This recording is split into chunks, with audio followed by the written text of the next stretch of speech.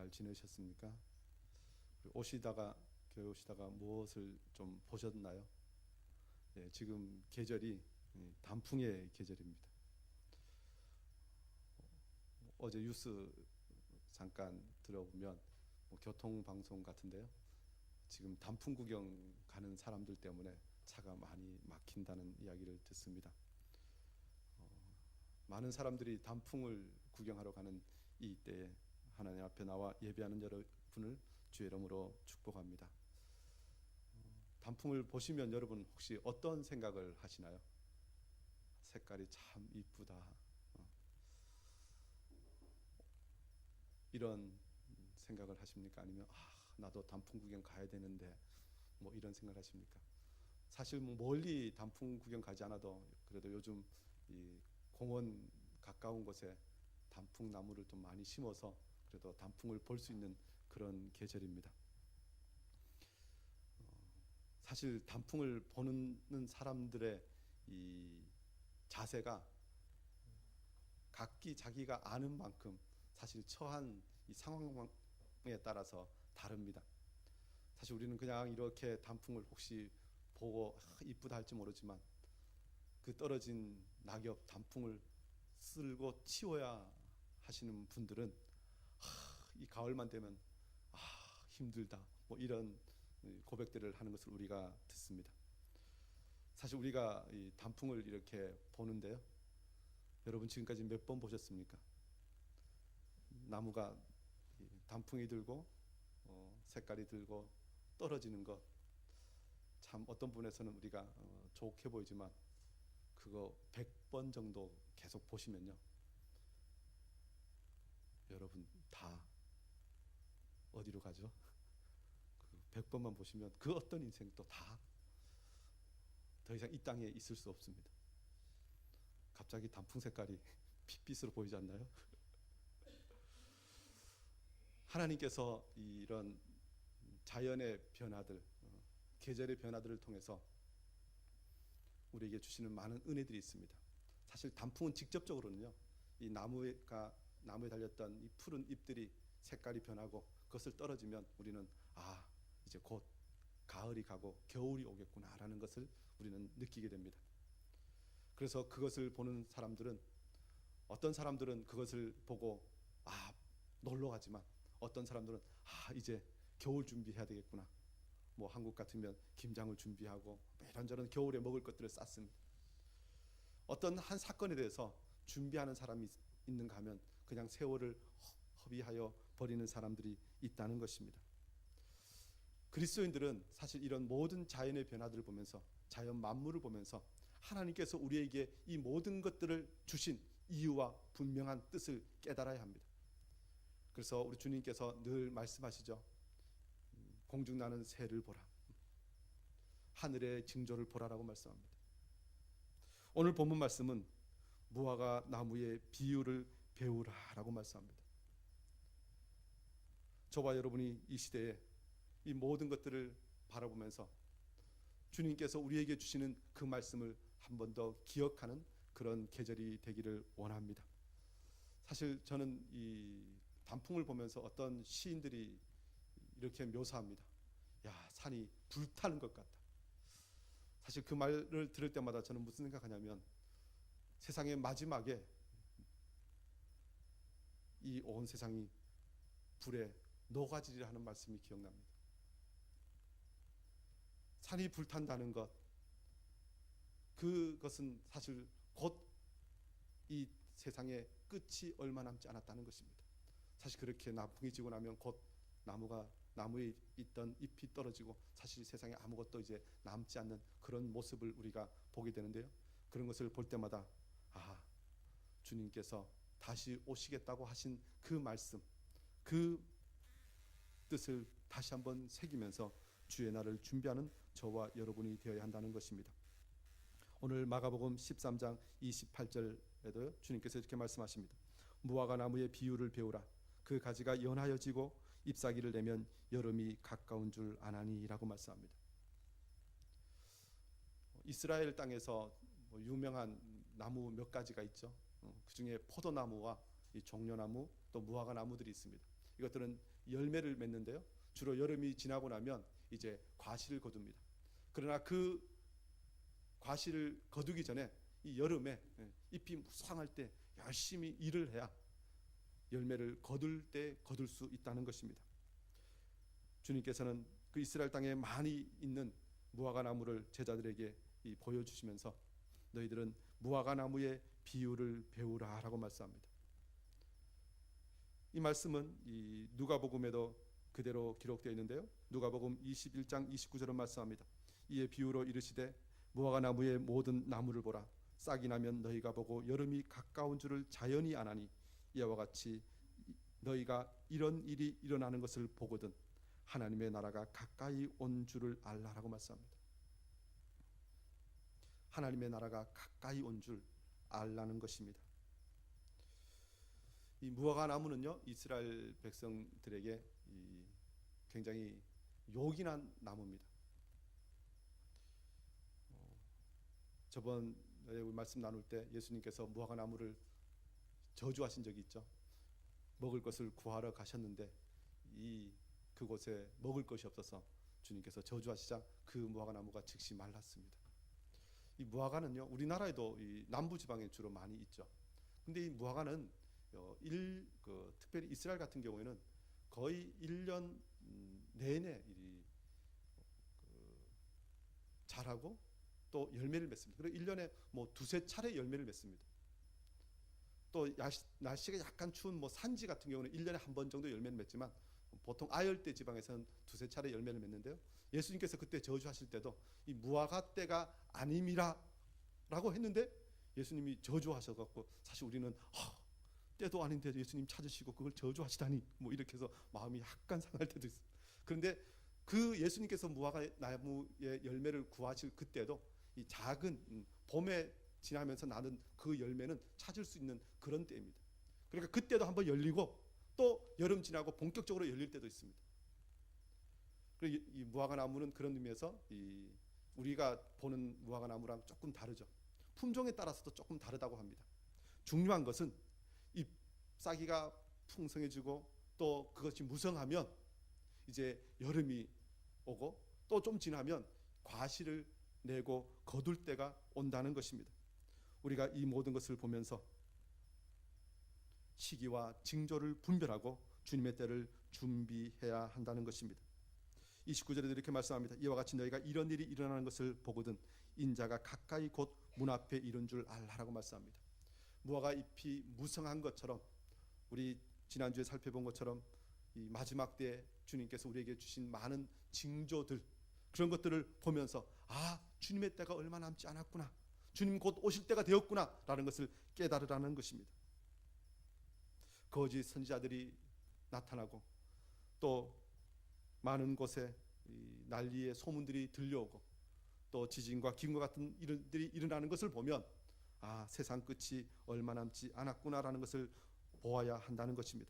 특별히 이것이 얼마나 확실한 주님의 말씀인가에 대해서 이렇게 말씀합니다.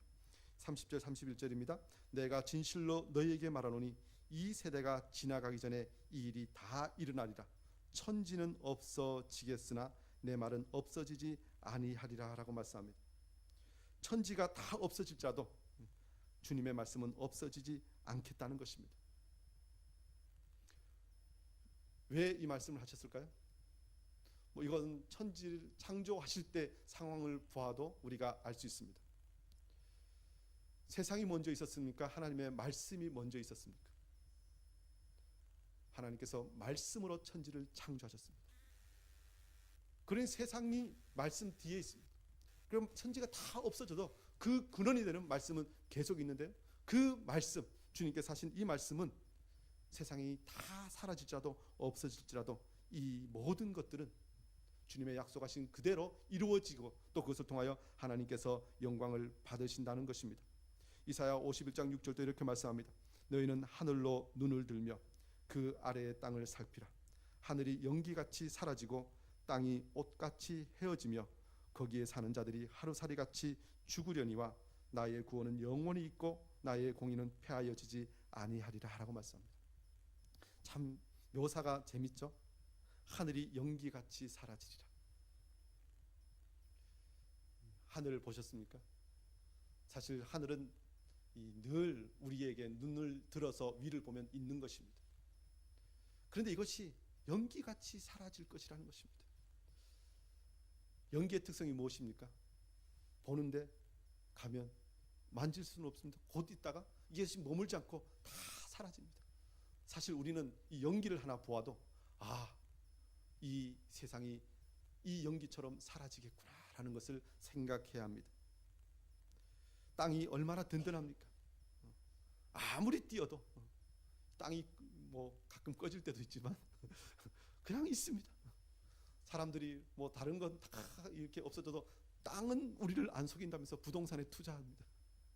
그런데요, 이 옷같이 헤어진다는 옷. 사실 우리 요즘 입고 있는 옷은 얼마나 질긴지요. 다 입다 지루하면 저 옷 재활용하는 데다가 다 이렇게 버릴 정도로 옷이 참 요즘 질기지만 예전에는 옷이 조금만 입으면 다 헤어지죠. 사실 옷은 헤어지면서 또 구해야 됩니다. 옷 요즘이 아니라 옛날 성경 시대의 옷은 그런 의미에서 헤어지지 않는 것이 얼마나 소중한가라는 것을 생각하는 그런 시대인데요. 이것처럼 이 옷이 우리가 낡아지고 또 우리가 좋아하던 것들이 사라지는 것을 보면서 곧 이 땅도 사라지겠구나라는 것을 볼 수 있어야 한다는 것입니다. 더 재미있는 표현은 이 하루살이 같이 땅 위에 사는 자들이 죽을 것이나. 인생이 오래 산다고 하지만 80년, 100년, 뭐 세계 기록 요즘 제일 오래 산 사람은 뭐 120 몇 년이라고 하는데요. 사실 그래도 뭐 인간의 역사, 지구의 역사, 더 나아가서 하나님의 시간에서 보면 정말 아무것도 아닙니다. 하루살이 같이 죽으려니와. 우리가 오래 산다고 하지만 하루살이나 다름없다는 것입니다. 그러나 주님의 말씀은, 주의 구원은 영원히 있을 것이라는 것입니다. 저와 여러분이 이 시대를 보면서, 우리의 모든 것들을 보면서 다시 한번 주의 말씀을 기억하는 인생이 되기를 원합니다. 이 세대가 사라질 것이라는 것입니다. 특별히 오늘 말씀 보면요, 이 세대가 지나가기 전에 이 일이 다 일어나리라. 사실 이스라엘 백성들에게 세대는 보통 뭐 이 할아버지 세대, 아버지 세대, 자녀 세대 하면서 이 세대를 나눕니다. 뭐 짧게는 30년을 나누기도 하고요, 또 40년을 한 세대로 나누기도 합니다. 그런데 이 세대라는 것은 사실 한 사람의 인생이라고 할 수 있습니다.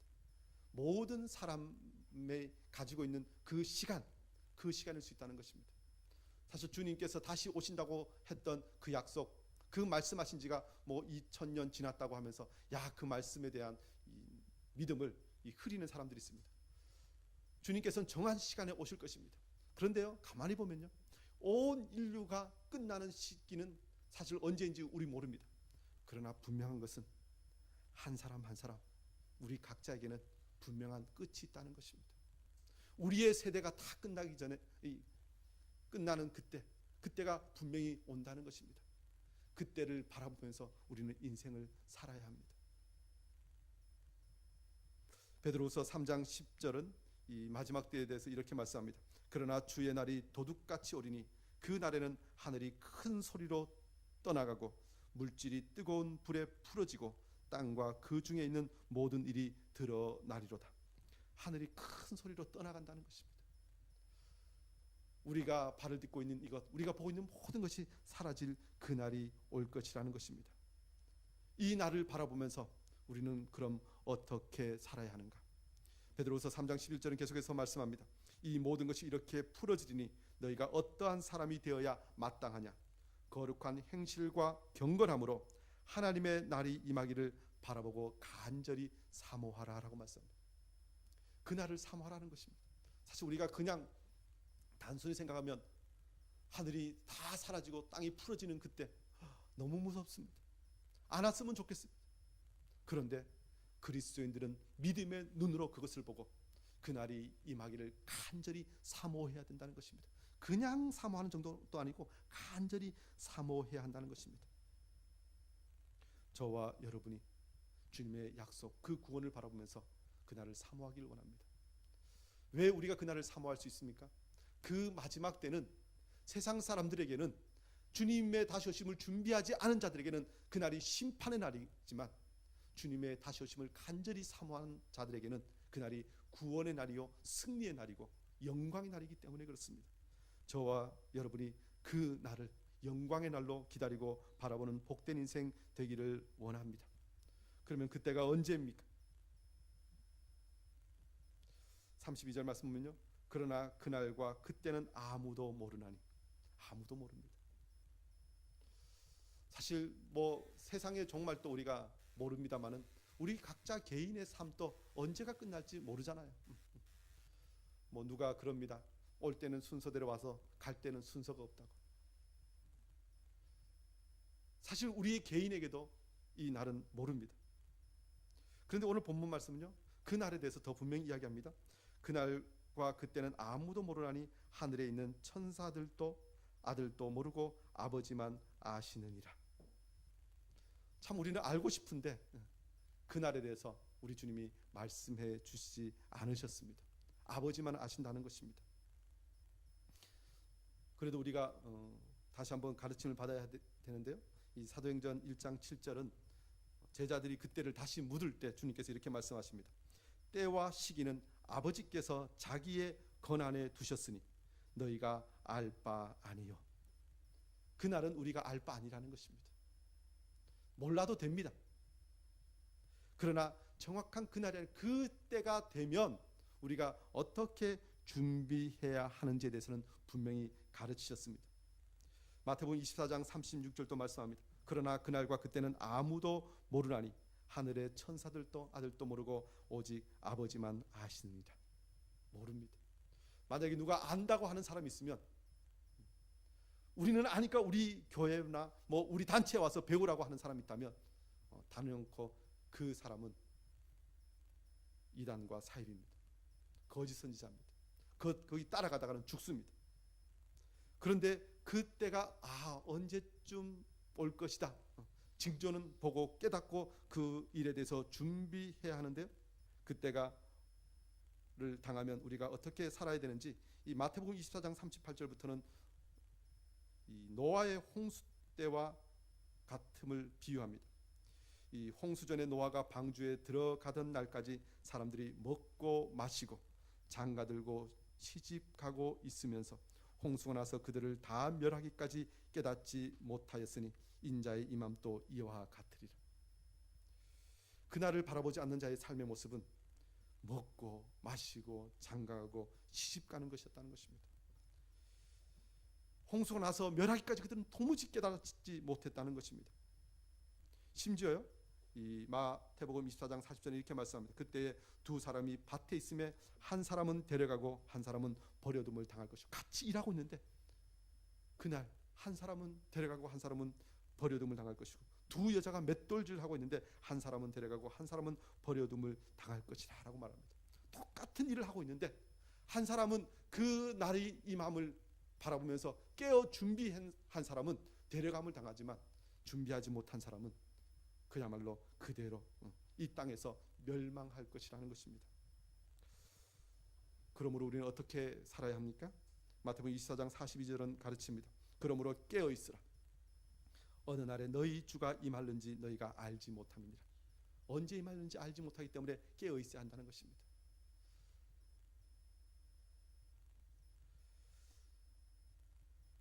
이 본문 말씀 가지고요, 사실 이단과 사이비들이 많이 이것을 가지고 사람들을 미혹합니다. 예수님은 참 하나님이시고 참 사람이신데 오늘 32절 말씀은 그 날과 그 때에 대해서 천사들도 아들도 모르고 아버지만 아시느니라 라고 이야기합니다. 아들이 누굽니까? 예수님이십니다. 그런데 모른다는 것입니다. 이 문장을 가지고, 이 본문을 가지고 이단들은 예수님은 하나님이 아니라고 이야기합니다. 하나님이면 다 알아야 되는데 그날을 모르다니 그건 하나님이 아니라고. 하나님은 전지전능하신 분인데 그날을 모르 그 아들 예수님은 하나님이 아니라고 가르칩니다. 그렇게 가르치는 대표적인 이단이 지난 주간에 계속 뉴스에 오르내렸던 여호와 증인입니다. 지난주에 병력 거부가 무죄라고 판결나는 것 때문에 계속 이렇게 뉴스에 나서 사실 어떤 사람들은 거기 그 교회 다니면 병력 면제되는 거냐고 하면서 문의가 많이 온다고, 그 교회가 부흥할 것 같다고 이렇게 이야기하는 사람도 있습니다. 여호와 증인은 여호와 증인이란 그 말에 무슨 뜻이냐면요, 여호와 하나님만 하나님이라는 것입니다. 그래서 이 아들 하나님, 성자 하나님은 하나님이 아니라고 이야기합니다. 요한복음에 말씀이 온 세상을 창조하셨다라는 본문이 분명히 있죠. 그런데 그것을 여호와 증인은 이 하늘의 미카엘 천사가 이 하늘을 세상을 창조할 때 창조하고 그 미카엘 천사가 이 땅에 내려와서 예수님이 되었다고 이야기합니다. 심지어 성령 하나님에 대해서도 하나님이 아니라 어떤 힘, 능력 이것으로 해석합니다. 그러니까 근본적으로 삼위일체 하나님을 부정합니다.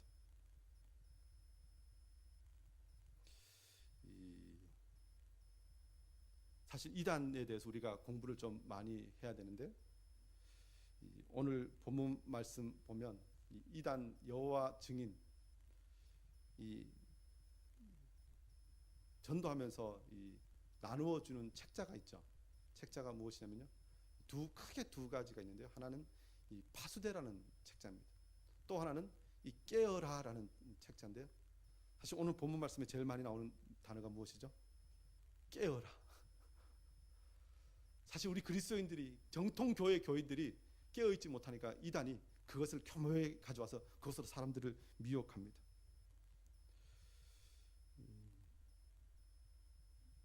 여호와 증인이 군대에 가는 것을 거부하는 것 때문에 그동안 수십 년 동안 많은 사람들이 군대 가는 것 대신에 교도소에서 복역하는 것을 선택했습니다. 그런데 하여튼 이번에 대법원에서 그렇게 판결 났는데요. 사실 이 근본에 왜 그들이 군대 가는 것을 거부하는가 보면요, 이 여호와 증인의 지도자 중에 하나는 러더포드라는 사람이 세상에 있는 모든 국가는 마귀의 술책으로 만들어진 것이기 때문에 우리가 그것에 대해서 인정할 수 없다 하는 것으로 그들의 교리가 시작됩니다. 그러니까 국가 자체를 인정하지 않습니다. 그래서 1914년에 예수님이 재림했다고 이야기합니다. 특별히 그들은 예수님의 재림에 대해서 육체적 재림이 아니라 영적 재림으로 해석합니다. 그러니까 영적으로 1914년에 재림했기 때문에 그 이후에 우리는 새로운 왕국을 만들어야 된다. 우리의 진짜 왕국을 만들어야 되니까 이 세상에 있는 모든 왕국은, 나라는 곧 있으면 이 아마겟돈 전쟁과 함께 멸망할 것이니까 우리가 새로운 왕국을 만들어서 이곳에서 영원히 살자라고 하면서 이 사람들을 미혹합니다. 그래서 이 여호와 증인의 교회를 보시면, 혹시 지나가다 보시면요, 이 교회라 안 쓰여 있고 왕국 회관이라고 쓰여 있습니다. 그러니까 이 나라와 우리가 살고 있는 국가와 구별되는 자기들의 나라를 세운 것입니다. 그러니까 세상의 모든 국가에 대해서 거절하니까 이 군대에 가는 것이 사실 국가에 대한 최고의 의무잖아요. 거부합니다. 미국에서도 이 제2차 세계대전 때, 미국 2차 대전 때는 미국에도 다 남자들이 강제 징집을 당했습니다. 그때 미국에서도 한 3,500명 정도의 여호와 증인들이 우리는 군대 가지 않는다고, 우리는 국가에 대해서 거부한다고 해서 다 이 교도소 간 일이 있습니다. 그렇지만 미국엔 지금 그 일이 문제가 안 되는 것은 미국은 더 이상 이제 징집제가 아니라 모병제로 바뀌었기 때문에 선택 안 하면 되기 때문에 아무 문제가 없는데, 사실 우리나라는 이 징병제이기 때문에 지금 이제 사회 문제가 되고 있습니다. 중요한 건 마지막 때가 되면 될수록 교묘히 하나님의 말씀을 바꾸고 미혹하면서 사람들을 그야말로 멸망의 길, 죽음의 길로 끌고 간다는 것입니다. 지금 이런 일들이 일어나는 것이 전혀 이상한 일이 아닙니다. 왜 교회는 힘이 없어서 그들을 막지 못했느냐? 내지는 왜 저들은 저렇게 이제 점점 융성해지고 있는데 우리는 뭐냐? 그렇게 이야기할 필요 없습니다. 마지막 때가 되면 거짓 선지자들이 할 수만 있으면 사람들을 미혹할 것입니다. 그들의 힘을 자랑할 것이고요. 많은 사람들이 그들을 쫓아가게 될 것입니다. 모르겠습니다. 앞으로 이 군대 갈 나이가 된 우리 젊은이들이 그 왕국회관 가갖고 이 증명서 하나 받으면 군대 면제해 준다고 다 그곳에 줄을 서 있을지 모르겠습니다. 그러나 그 일이 이상한 일이 아닙니다. 그렇지만 우리가 그런 시대를 보면서 우리도 따라갈 것이 아니라 우리는 다른 삶의 자세를 가져야 합니다. 어떻게 하라고 이야기합니까? 오늘 33절 말씀 보면 이런 일이 일어나는 것을 보거든 주의하여 깨어 있으라라고 말씀합니다. 주의하라, 깨어 있으라라는 것입니다. 왜요? 그때가 언제인지 알지 못하기 때문에 그렇습니다. 로마서 13장 11절은 말씀합니다. 또한 너희가 이 시기를 알거니와 자다가 깰 때가 벌써 되었으니 이는 이제 우리의 구원이 처음 믿을 때보다 가까웠습니다. 밤이 깊고 낮이 가까웠으니 그러므로 우리가 어둠의 일을 벗고 빛의 갑옷을 입자라고 말씀합니다. 우리의 구원받을 날이 점점 가까워지고 있습니다. 참 이 말씀이 놀라운 것은요, 처음 믿을 때보다 더 가까워졌다는 것입니다. 기뻐하십시오. 그날이 점점 가까워지고 있습니다. 그런데 이때 우리가 해야 할 일에 대해서 에베소 6장 18절은 말씀합니다. 모든 기도와 간구를 하되 항상 성령 안에서 기도하고 이를 위하여 깨어 구하기를 항상 힘쓰며 여러 성도를 위하여 구하라라고 말씀합니다. 그냥 기도하는 정도가 아니라 계속해서 깨어 있으라라고 말씀합니다. 여러분 깨어 있습니까? 우리는 깨어 있어야 합니다. 특별히 깨어 있어야 할 분명한 이유에 대해서 오늘 34절은 말씀하는데요. 주님께서 떠나실 때 그의 종들에게 깨어 있으라고 명령하셨기 때문에 우리는 깨어 있어야 한다는 것입니다. 오늘 34절은 말씀합니다.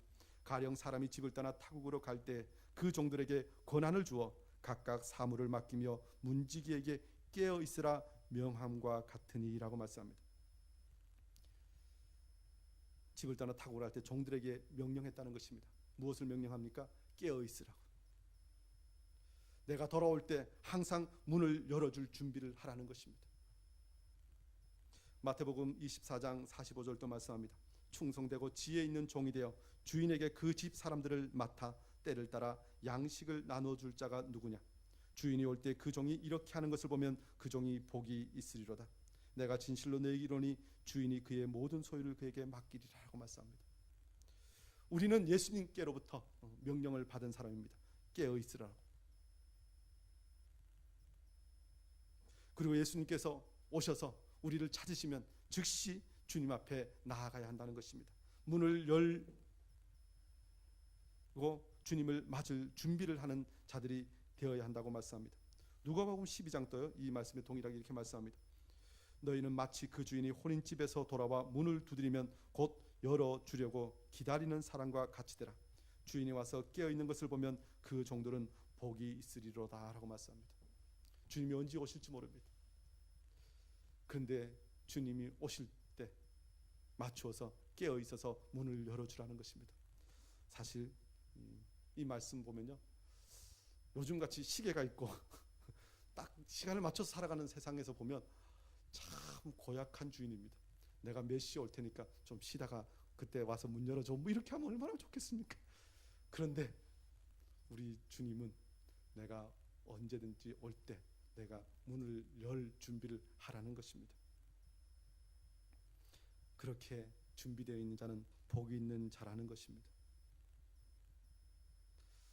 사실 깨어있는 것이 쉽지 않습니다. 오늘 35절 말씀이 이렇게 말씀하죠. 그러므로 깨어있으라. 집주인이 언제 올는지 혹 저물 때 있는지 밤중일는지 닭 울 때 있는지 새벽일는지 너희가 알지 못함이라. 주님께서 오실 때는 우리가 깨어있기가 심히 어려운 때입니다. 오늘 이 시간 보면요, 이 네 가지가 등장하죠. 저물 때, 밤중, 닭 울 때, 새벽. 사실 이건 이 로마 사람들이 밤을 네 등분 해갖고 시간을 표기하는 방법입니다. 사실 이 말씀 보면 밤새도록입니다. 그러니까 낮에 뼈 빠지게 일한 종이 밤에 또 주인이 올 것을 바라보면서 또 그야말로 잠 못 자고 기다리는 모습입니다. 그런데 이 모습은요, 뭐 어떤 한 사람의 어떤 라이프 사이클, 하루의 일과를 놓고 보기보다는 정말 우리가 주님 다시 오실 날을 기다리는 그때, 세상의 마지막이 얼마나 제대로 기다리기가 힘든 시간인 것에 대해서 우리에게 제대로 가르쳐 주시려고 이 말씀을 주셨다는 것입니다. 사실 이 주님께서 깨어 있으라고 말씀하셨지만 제자들은 깨어 있지 못했죠. 겟세마네 동산에서 예수님께서 기도하실 때 제자들이 졸고 잤습니다. 그들이 슬픔으로 인하여, 피곤함으로 인하여 그들이 잤다고 성경은 말씀하는데요. 제자들은 잤지만 주님은 이 시간에 무엇을 하셨습니까? 우리가 나중에 살펴보게 되겠지만 이 겟세마네 동산에서 잡히시던 그 밤, 그 하룻밤이 지나면서 새벽에 이 십자가에 새벽에 잡히시고 십자가에 달리시기 그까지의 그 밤을 우리가 기억할 수 있습니다. 주님께서는 저물 때 겟세마네 동산으로 기도하러 가셨습니다. 밤중에는 칼과 몽치를 든 무리들에게 잡히셨습니다. 다구울 때에는 베드로가 부인할 때죠. 그때는 사람들에게 침뱉음을 당하시고 주먹과 손바닥으로 맞으시면서 고난을 당하셨습니다. 성경에는 새벽에는 예수님께서 결박을 당하시고 총독 빌라도에게 넘겨지셨다라는 표현합니다. 이 시간에 우리 주님께서는 이 땅에서 맡겨주신 그 사명을 위해서 그야말로 밤새도록 그 모든 일을 다 감당하셨다는 것입니다. 사실 우리는 이것을 감당하기가 쉽지 않습니다. 그러나 주님께서 그 십자가 길을 걸어가셨다면 우리도 그 길을 걸어가야 합니다. 어떻게 할 수 있을까요? 그래서 주님께서 우리에게 보혜사 성령을 허락하여 주십니다. 우리의 힘으로는 사실 할 수 없습니다. 그때가 언제인지, 또 그때가 언제인지 거의 아는 것 같아도 그 일을 감당할 만한 힘이 없습니다. 우리가 할 수 없을 때 주의 성령께서 우리에게 그 모든 일을 행하게 하실 힘을 주십니다. 사도 바울이 고린도후서에서 고백하는 것이 무엇이죠? 많이 괴롭힘을 당하고 잠자지 못하고 많이 했지만 내가 이 일을 하였다고 이야기합니다. 나는 할 수 없지만 주의 성령께서 우리에게 힘 주시면 그 모든 일을 능히 할 수 있다는 것입니다. 저와 여러분이 주님의 다시 오실 그날이 얼마 남지 않은 것을 바라보면서, 아니 우리의 인생이 얼마 남지 않은 것을 바라보면서 깨어 주님 맞을 준비하는 복된 인생 되기를 원합니다. 더 나아가서 무화과나무의 비유를 통해서 우리가 무엇을 더 배워야 합니까? 주님께서 오실 때 우리는 깨어 있는 모습으로 나아가야 합니다. 이제 그 모든 시간을 준비하였으면 주님 오실 때 정말 깨어 있는 모습으로 나아가야 한다는 것입니다. 오늘 36절 말씀 보면요, 그가 호련히 와서라는 표현을 씁니다. 주님이 언제 오신다고요? 호련히. 호련히라는 뜻이 무엇입니까? 예상치 못했을 때라는 뜻입니다. 사도행전 2장 2절에 보면요, 성령이 강림하실 때 호련히 하늘로부터 급하고 강한 바람 같은 소리가 있어 그들의 온 집에 가득하였다라고 말씀합니다. 사도행전 22장에도 이 사울이 다메섹으로 핍박자의 모습으로 가고 있을 때 주님께서 하늘로부터 호련히 사울에게 나타나셨다고 말씀합니다. 특별히 고린도 전서 15장 51절 말씀 보면요, 마지막 때에 대해서 이렇게 말씀합니다. 보라, 내가 너에게 비밀을 말하노니 우리가 다 잠잘 것이 아니요 마지막 나팔에 순식간에 호련히 다 변화되리니. 호련히 다 변화될 것이라는 것입니다. 저와 여러분이 호련히 주님께서 오실 그날을 준비하길 원합니다. 그래서 사실 우리가 이 인생을 살아가면서 그야말로 세상 말로 넉넉히 있을 수가 없습니다. 언제 오실지 모르기 때문에 그렇습니다. 그래서 성경은요, 어느 부분에서는 참 우리가 믿음으로 구원받는다라는 이 단어처럼 쉬운 것 같습니다. 그냥 단지 믿기만 하면 구원받는다. 얼마나 쉽고 좋습니까? 그런데 그 믿음이 얼마나 사실 우리의 인생을 다 드려야 할 정도로 완전을 요구하는지에 대해서는 성경이 또 계속해서 이야기합니다. 우리에게 온전한 것, 완전한 것을 요구합니다. 기도도 어떻게 하라고 말씀합니까? 쉬지 말고 기도하라. 범사에 감사하라. 항상 기뻐하라. 모든 것이 그냥 이 빈틈이 없습니다. 저와 여러분이 호련히 임하실 주님을 그렇게 깨어서 맞이하는 복된 인생 되기를 원합니다. 특별히 호련히 오시는 주님이기 때문에 우리가 어떻게 합니까? 너희가 자는 것을 보지 않도록 하라. 사실 우리가 잠을 안 잘 수 없잖아요. 잠 안 자면 병납니다.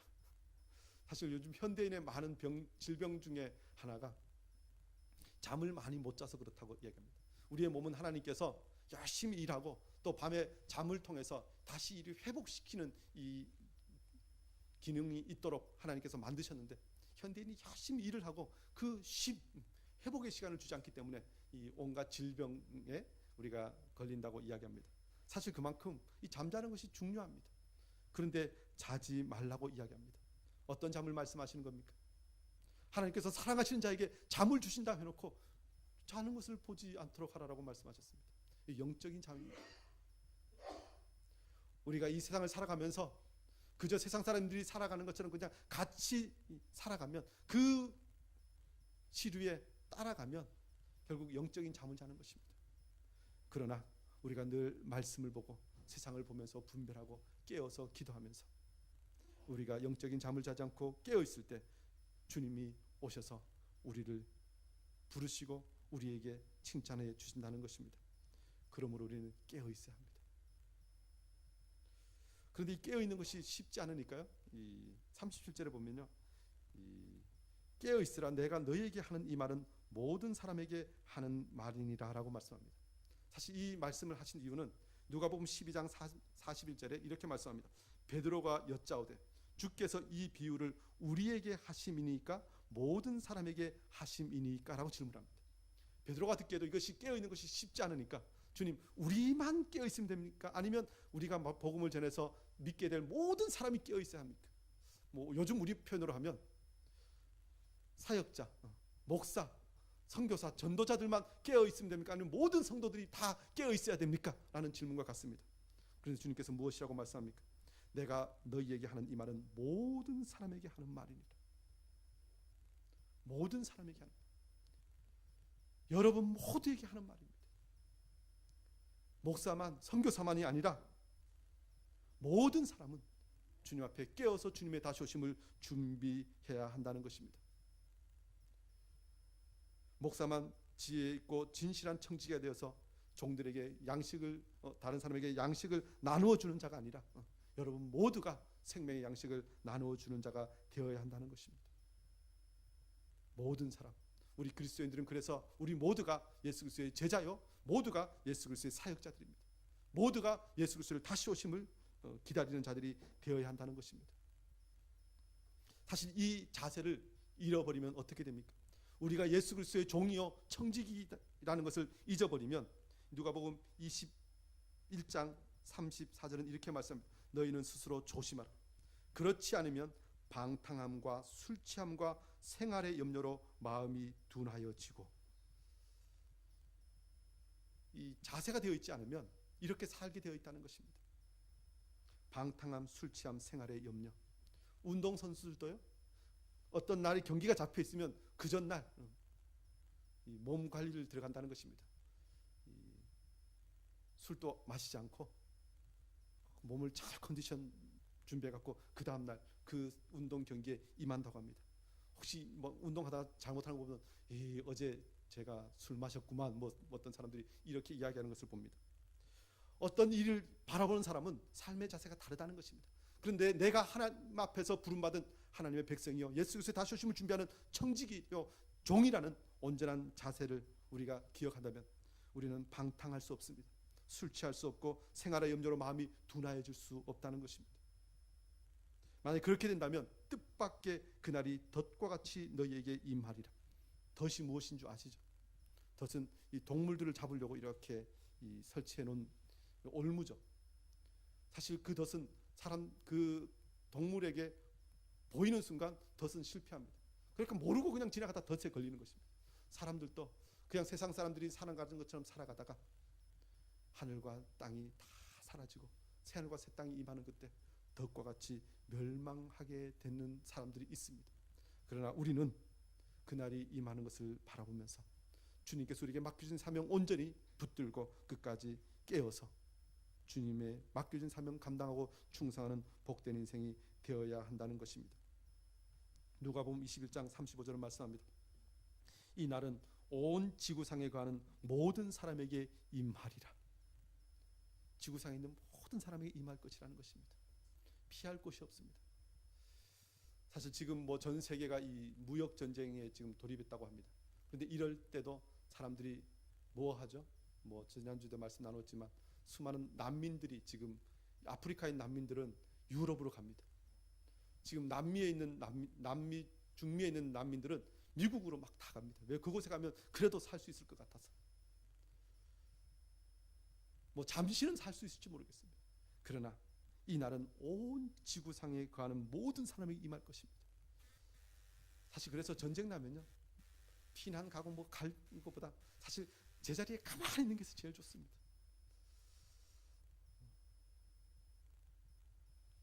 전쟁 나면, 혹시 전쟁 나면 그냥 교회 와서 기도합시오.